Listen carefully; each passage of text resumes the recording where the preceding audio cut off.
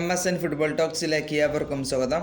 റയലിൻ്റെ super താരമായിട്ടുള്ള അവരുടെ ഡിഫൻസീവിൽ കളിക്കുന്ന David ആൽബയ്ക്ക് muscle injury സംഭവിച്ചിരിക്കുകയാണ്.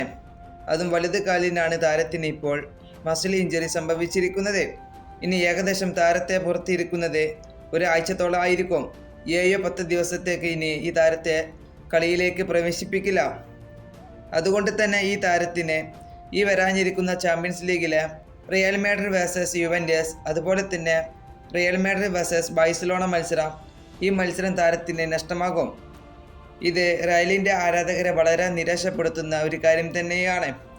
നമുക്കറിയാം, ഈ താരത്തിന് മുമ്പും പരിക്ക് പറ്റിക്കാണ്ട് താരം കഴിഞ്ഞ ദിവസമേ ടീമിലേക്ക് ജോയിൻ ചെയ്തിട്ടുണ്ടായിരുന്നുള്ളൂ. ഇപ്പോൾ ഇതാ താരത്തിന് വീണ്ടും പരിക്ക് പറ്റിയിരിക്കുകയാണ്. ഇത് റയലിൻ്റെ ഡിഫൻസീവിൽ ഒരു വലിയ പാളിച്ച തന്നെ ഉണ്ടാക്കും എന്ന് തന്നെയാണ് ഇപ്പോൾ റയലിൻ്റെ ആരാധകർ വിശ്വസിക്കുന്നത്.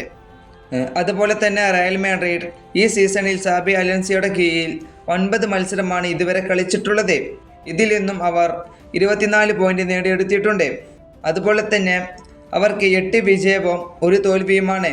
ഒരു സമനിലയും അവർക്ക് ഇതുവരെ ഇല്ല. ഒരു മികച്ച ഫോമിൽ തന്നെയാണ് ഇപ്പോൾ റയൽ മാഡ്രിഡ് പോയിക്കൊണ്ടിരിക്കുന്നത്. ഈ വീഡിയോ ഇവിടെ അവസാനിപ്പിക്കുന്നു. ഫുട്ബോൾ ലോകത്തെ കൂടുതൽ വിശേഷങ്ങളുമായി അടുത്ത വീഡിയോയിൽ വീണ്ടും കാണാം.